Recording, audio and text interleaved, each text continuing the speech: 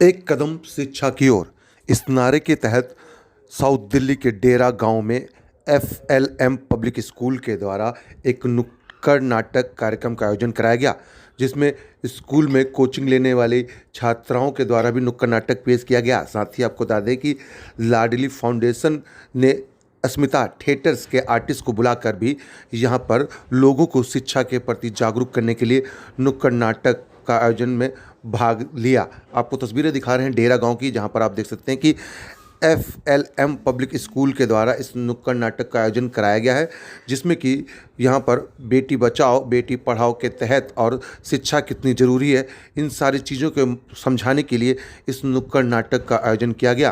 तस्वीरें हम आपको दिखा रहे हैं डेरा गांव की। आपको बता दें कि पिछले 10 सालों से प्रीति अवधेश तंवर जो हैं वो यहाँ पर शिक्षा के प्रति लोगों को जागरूक कर रही हैं और अपना जो स्कूल है वो भी चला रही हैं। और उसी कड़ी में आज इस कार्यक्रम का आयोजन किया गया, जिसमें आप देख सकते हैं कि किस तरीके से यहाँ पर शिक्षा के प्रति लोगों को जागरूक किया जा रहा है। ख़ास तौर पर गांव देहात में महिलाओं और बच्चों को उच्चतम शिक्षा नहीं मिल पाती है और उच्चतम शिक्षा मिलने के लिए इस कार्यक्रम का आयोजन जो है वो कराया गया है और आने वाली कड़ी में भी इसी तरीके के कार्यक्रम जो है वो आयोजन कराए जाएंगे।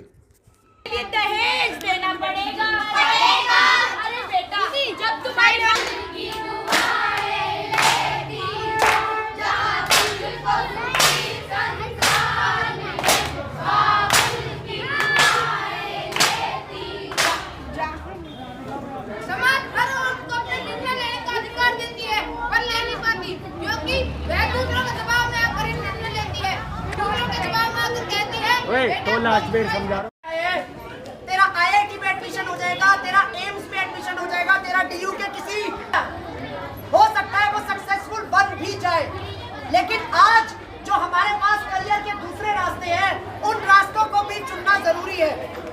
जैसे आर्टिस्ट को ही ले लीजिए, आर्टिस्ट बनने के लिए कौन से नंबरों की जरूरत होती है?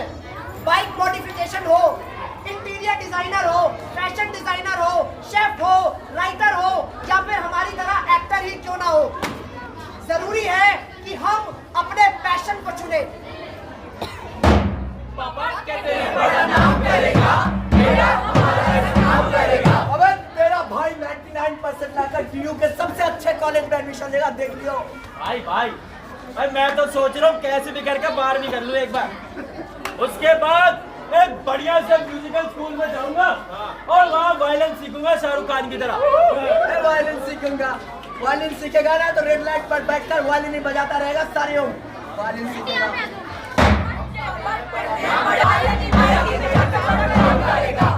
पापा मैं पास हो गया। ओ बढ़िया, तेरे कितने नंबर है बेटा? 40%। कोई दिक्कत तो नहीं बेटा, कोई दिक्कत नहीं है, ठेला वेला का दूंगा, केला तू बेच लियो।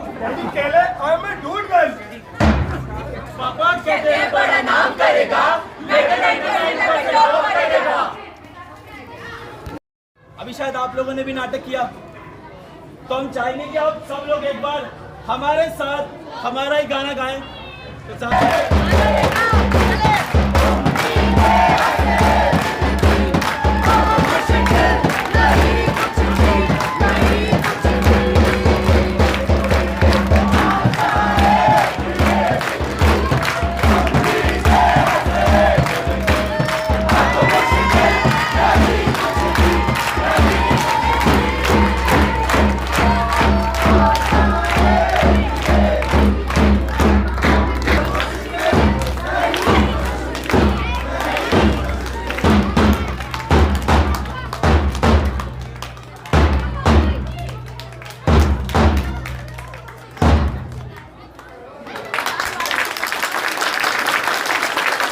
अपने आप को और अपने भविष्य को अंधकार में क्यों देखने लगता है? किसी की काबिलियत का अकेला मापदंड उसके नंबर नहीं होते। विद्यार्थीगण कृपया ध्यान दें, डीयू, आईआईटी और आईआईएम में भारी भीड़ और ऊंची कट ऑफ होने के कारण एडमिशन क्या के लिए खेद हमें नहीं होना था, तुम्हें होना चाहिए ना, अच्छे नंबर लाने थे। Number game, number game, number game, number game, number का है गेम, सारा नंबर का है गेम।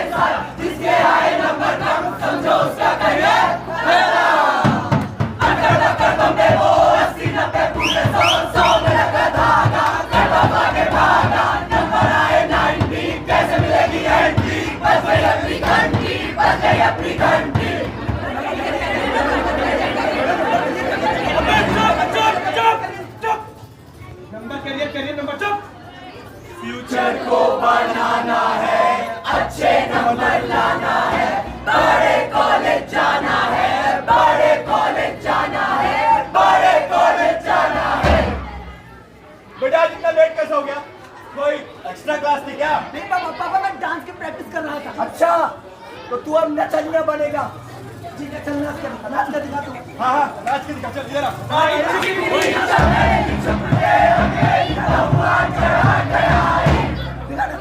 पापा ऐसे नहीं। ऐसे नहीं, ऐसे नहीं तो कैसे? ऐसे नहीं करेगा तो कैसे करेगा? नचनिया बनना तेरे को, साले भांड बनेगा भांड। बता इसको नाचना, अगर नाचना ही है ना तो किसी अच्छे कॉलेज में पहले पढ़ाई कर, अच्छा एडमिशन ले। और सुन, अगले महीने चाचा जी की शादी है, नाच रही हो जी भर के वहां जाके जा पढ़ाई कर। अबे भाई, ये तो बिल्कुल बुमराह की तरह बॉल डालता है, हैं? अरे भाई सुन, अबे रुकना, इसको ज्वाइन करवाते हो, अकेडमी होती है ना, अकेडमी ज्वाइन करवाते अबे हो। हाँ बे, तेरा स्टेमिना भी अच्छा है, तू प्रोफेशनल क्रिकेट खेला कर। भाई बात मानने वाली। कहाँ से आ रहे हैं? पापा क्रिकेट कोचिंग से आ रहा हूँ और दोस्त ना मेरी तारीफें कर रहे थे। अबे क्रिकेट वगैरह अमीरों के शौक है, उनके बाप का क्या है? बिठा देंगे खिला कर, तेरा हम क्या करेंगे? आके अपने घर में पढ़ाई कर ले, वरना तेरे घर वाले तुझे भगा देंगे, समझा?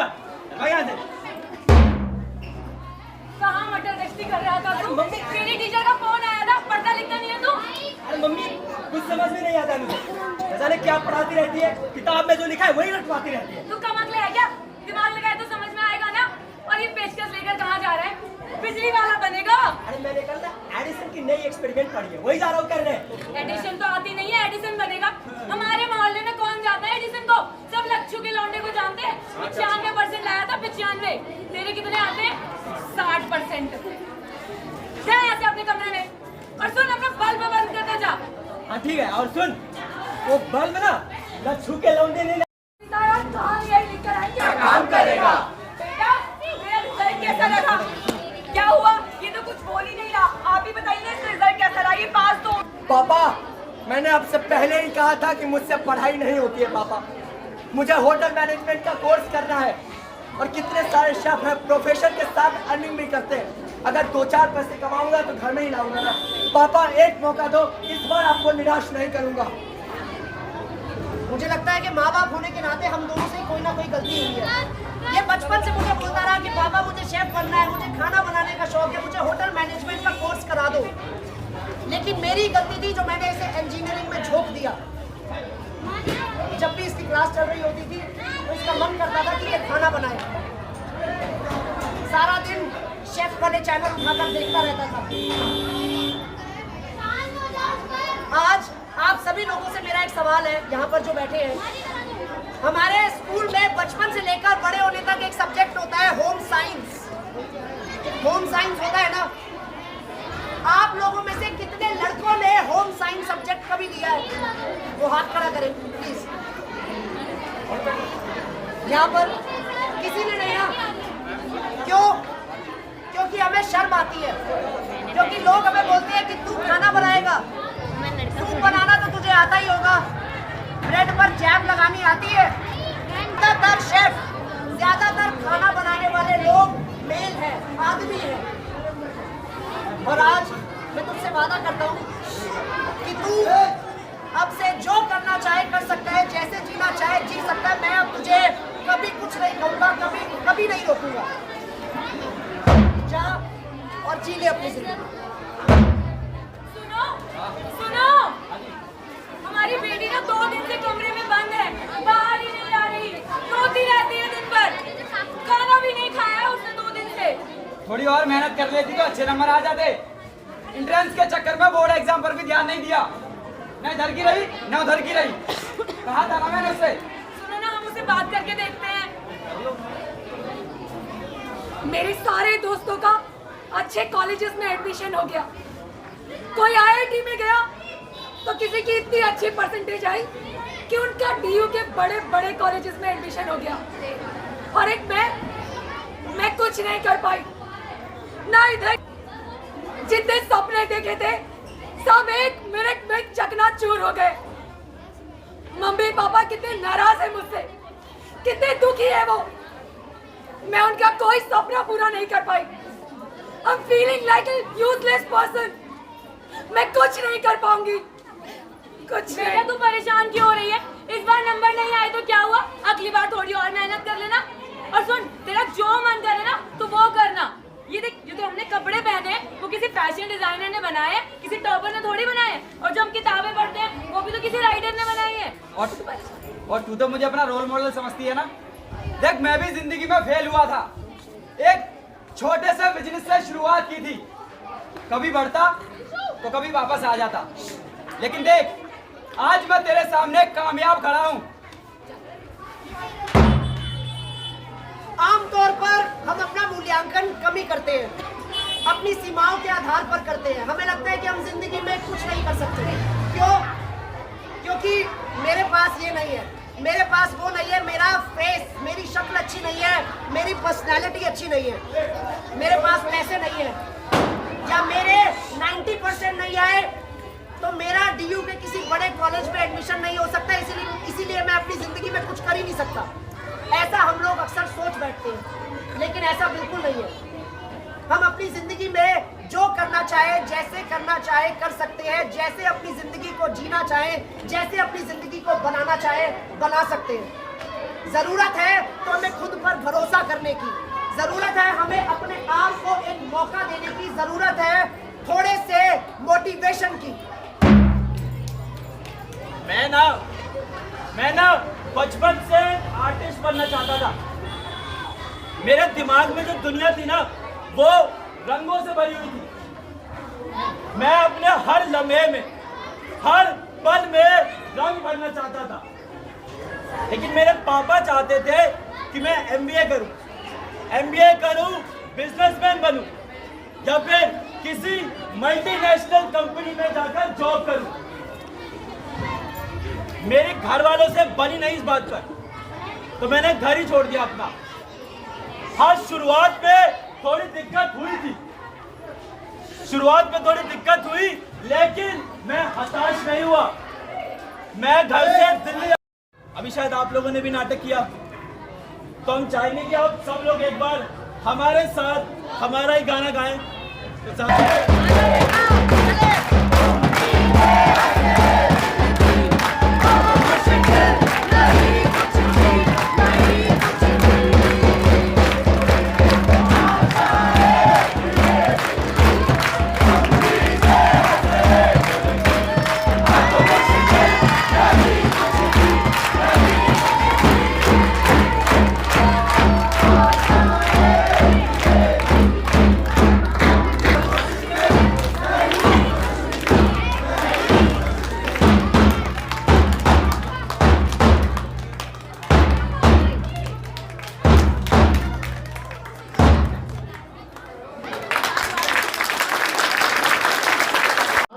नाम प्रीति अवधेश तनवर। ठीक है जी, आप सभी का धन्यवाद। आपने समय दिया, मैं चाहूँगा प्रीति से क्या मकसद था?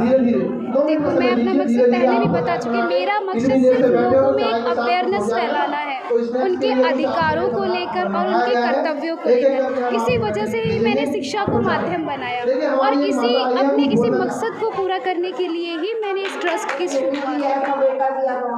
आज का ये जो कार्यक्रम था, इसमें जो नुक्कड़ नाटक हुआ, इसमें कहाँ के कलाकार हैं? इसमें अस्मिता थिएटर के यहाँ से कलाकार हुए थे। मैं बहुत बहुत धन्यवाद कहना चाहती हूँ।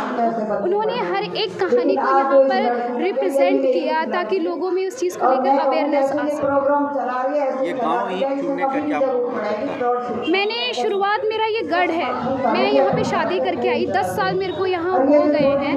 10 साल के अंतर्गत मैंने यहाँ पर ये जाना कि यहाँ पर एजुकेशन तो मिलती है, लेकिन उसके साथ साथ अवेयरनेस नहीं मिल पाती है। उसी अवेयरनेस को फैलाने के लिए मैंने ये कदम उठाया। आप पिछले कई सालों से शिक्षा को लेकर, बच्चों की शिक्षा को लेकर काम करती हैं। आज एक आपने घोषणा की, क्या घोषणा किया? मैंने जो यहाँ पर घोषणा की, मैंने शिक्षा को लेकर पहला कदम FLM पब्लिक स्कूल करके स्टार्टिंग की, फिर मैंने FLM कोचिंग की स्टार्टिंग की, और आज मैंने यहाँ सभी माताओं और बहनों के लिए FLM प्रौढ़ शिक्षा केंद्र की शुरुआत करने का लोगों को शिक्षा देने की क्या जरूरत है? देखिए, जब मैंने FLM स्कूल स्टार्ट किया और FLM कोचिंग स्टार्ट किया, लेकिन मेरे तीसरे कदम में थोड़ा टाइम लगा। तो उस टाइम के दौरान मैं बहुत सारे ऐसे लोगों से मिली जो कुछ करना तो चाहते थे, लेकिन उनके पास अपॉर्चुनिटी नहीं थी कुछ करने के लिए। बस उसी अपॉर्चुनिटी को देने के लिए मैंने बस ये कदम उठाया। अगला कदम क्या होगा? अगला कदम भी शिक्षा को लेकर ही होगा, लेकिन वो बेटियों को और ज़्यादा आगे बढ़ाने के लिए होगा। नाम बता दीजिए। कामिनी वैद। कामिनी, आज का ये जो प्रोग्राम था क्या था और मकसद क्या था करने का? कार्यक्रम का मकसद तो बस यही था कि जैसे कि हम देख रहे हैं कि अभी भी अर्बन एरियाज़ में रह के जो कुछ स्लम्स एरिया है या फिर जो रूरल एरिया है, वहाँ पर भी अभी एजुकेशन को लेके इतनी अवेयरनेस या फिर इतनी लोगों के अंदर करेजमेंट नहीं है कि वो अपने बच्चों को स्कूल भेजे या खासकर बेटियों को स्कूल भेजे। तो मकसद बस यही था कि हर घर तक शिक्षा का जो विचार है, जो संकल्प आज उठा रहे हैं पूरे देश में, वो पहुँचे, वहाँ पर सभी बच्चों को शिक्षित किया जाए। मैं लाडली फाउंडेशन से हूँ। लाडली फाउंडेशन भी शिक्षा के क्षेत्र में काफ़ी समय से काम कर रही है और उनका भी एक और प्रोग्राम है पठनशाला, जिसके अंदर हम स्ट्रीट राइट पे जो बच्चे चाइल्ड बैगिंग करते हैं, चाइल्ड लेबरिंग करते हैं या फिर स्लम्स पे जो रहते हैं, उनके घर घर जाके हम उनको एजुकेशन प्रोवाइड करवा रहे हैं। ऐसे नुक्कड़ नुक्कड़ जाके, गाँव जाके वहाँ पे अवेयरनेस फैला रहे हैं कि how education is important in this era और किस तरीके से हम उनको शिक्षित कर सकते हैं और शिक्षा का जो विचार है उसको फैलाने के लिए उनकी मानसिकता पर कैसे चोट कर सकते हैं, कैसे उनकी मानसिकता को बदल सकते हैं, वो सबसे ज़्यादा ज़रूरी है। तो सिर्फ इसी मानसिकता को फैलाते हुए एजुकेशन के बारे में लोगों के विचार बदलने के लिए ये कार्यक्रम आज का था, जिसके अंदर FLM स्कूल हमारे साथ एसोसिएट है, अस्मिता थिएटर एसोसिएट है और लाडली फाउंडेशन है जो इस स्ट्रीट प्ले को अस्मिता थिएटर के साथ एसोसिएशन के साथ यहाँ पर करवा रहे हैं। और आज भी हम लोगों ने अभी तक अवेयरनेस को लेकर, चाहे शिक्षा की अवेयरनेस हो, जेंडर इक्वालिटी की अवेयरनेस हो, मेंस्ट्रुअल हाइजीन की अवेयरनेस हो, इन सभी को लेकर हम लोग पूरे दिल्ली में 500 से भी ज़्यादा नुक्कड़ नाटक करवा चुके हैं। वहीं इस कार्यक्रम में FLM के बच्चों के साथ साथ यहाँ पर और भी बच्चों ने प्रस्तुति दी। साथ ही आपको बता दें, लाडली फाउंडेशन और अस्मिता थिएटर्स के कलाकारों ने इस कार्यक्रम में अपनी भागीदारी क्यों निभाई, आइए उन्हीं की जुबानी आपको सुनवाते हैं। सभी लोगों को मेरा नमस्कार। मैं नम्रता भाटी आप सभी के समक्ष एक कविता प्रस्तुत करने जा रही हूँ, जिसका शीर्षक है बेटी क्या संतान नहीं, बेटे का सम्मान है जग में, बेटी का कोई मान नहीं, बेटे का सम्मान। मेरा नाम साहिल है। साहिल, आप लोग इस गांव में आए, अपना परफॉर्मेंस दिए, यहाँ पे बच्चे काफ़ी उत्साहित थे। जी। आपको लगता है कि जिस मकसद से आप आए थे उस मकसद में आप कामयाब रहे? जी बिल्कुल सर, मुझे लगता है कि यहाँ पे क्राउड भले ही कैसा भी था, मतलब महिलाएं ज़्यादा थी, बट ये नाटक जो है हमारा वो एजुकेशन को लेकर है कि हम नंबरों के पीछे इतना भागते हैं, बच्चों पे इतना प्रेशर डालते हैं। माँ बाप अपनी ज़िंदगी में जो खुद नहीं कर पाए वो उसका वज़न अपने बच्चों को डालते हैं कि मेरा सपना मेरा बच्चा पूरा करेगा। पर मुझे ऐसा लगता है कि ऐसा नहीं होना चाहिए। हमारे माँ बाप ने हम पर कभी ज़ोर नहीं डाला। अगर सचिन तेंदुलकर के माँ बाप ने उस पर जोर डाला होता तो आज शायद वो सचिन ना होता, या शाहरुख के माता पिता ने ऐसा किया होता तो आज शायद वो वहाँ नहीं होते जहाँ वो आज हैं। तो मुझे लगता है कि हर बच्चे को एक मौका मिलना चाहिए, क्योंकि हर बच्चा क्रिएटिव होता है। बस ये है कि उसकी क्रिएटिवनेस को निखारने के लिए जो माहौल उसको देना होता है ना, वो माँ बाप कहीं लैक कर जाते हैं, नहीं दे पाते। तो मुझे लगता है अगर बच्चे को एक मौका मिले और उसे पूरी आज़ादी मिले कि वो जो करना चाहे करे, तो मुझे लगता है कि भारत में एक से बढ़कर एक टैलेंट है और ऐसे ऐसे टैलेंट है कि जो सिर्फ भारत में ही नहीं, पूरे देश में, पूरे वर्ल्ड में हमारा भारत का नाम रोशन कर सकते हैं। मेरा नाम उजला चौधरी है, मैं अस्मिता थिएटर ग्रुप से हूँ जो अरविंद सर डायरेक्ट करते हैं। अच्छा, आज अभी आप लोगों ने नुक्कड़ नाटक किया, शहरों में चारों तरफ करते हैं, आज आप गांव में आई हैं, कि यहाँ पे किस तरह का लोगों का उत्साह था? हम लोगों ने कई जगह नुक्कड़ किए हैं, मॉल, कॉलेजेस, ऑडिटोरियम, स्लम्स में भी नुक्कड़ किए हैं। तो बस इतना पता चलता है कि हर जगह ऑडियंस सेम ही होती है, उनको जागरूकता की बहुत ज़रूरत है। तो हमारा एक्सपीरियंस ऑलमोस्ट सेम ही था। तो एजुकेशन को लेकर अगर बात की जाए तो अभी सब लोग जागरूक नहीं है, अगर लड़की की हो या लड़की की स्पेशल, तो किस तरीके से आप लोगों के द्वारा उनको जागरूक किया जा रहा है? हमारा बेसिक जो चीज़ है वो हम इक्वालिटी पे ही जाते हैं कि लड़का हो चाहे लड़की, एजुकेशन बहुत ज़रूरी है। आप नौकरी के लिए एजुकेशन ना करें, आप चीज़ें जानने के लिए एजुकेशन करें, पढ़ाई करने के लिए करें। आपको पता होना चाहिए कि हमारे देश में क्या हो रहा है, कैसे चीज़ें बनी हैं। अगर आप किसी पर्पज़, नौकरी या पैसा कमाने के लिए एजुकेशन कर रहे हैं तो वो गलत चीज़ है। फिर अगर इसमें सक्सेस और अनसक्सेस का नॉलेज से कोई लेना देना ही नहीं है, वो आपकी अलग चीज़ है। इसी तरह जब बच्चे कम परसेंटेज भी लाते हैं वो भी बहुत सक्सेसफुल हो जाते हैं। बट द थिंग इज़ कि हमें जानना बहुत ज़रूरी है। पहले के टाइम में स्कूल्स नहीं होते थे तो हमें पेरेंट्स से एजुकेशन मिलती थी वो भी एजुकेशन। अभी हमारी थोड़ी लीगल सर्टिफाइड एजुकेशन हो गई है, एक सर्टेन एरियाज़ बन गए हैं चीज़ों में कि हमको उसी में ही करना है। तो एजुकेशन तो बहुत इंपॉर्टेंट है, पर मैं सबसे यही कहूँगी कि आप अपने लिए पढ़ाई करें, जानने के लिए, समझने के लिए।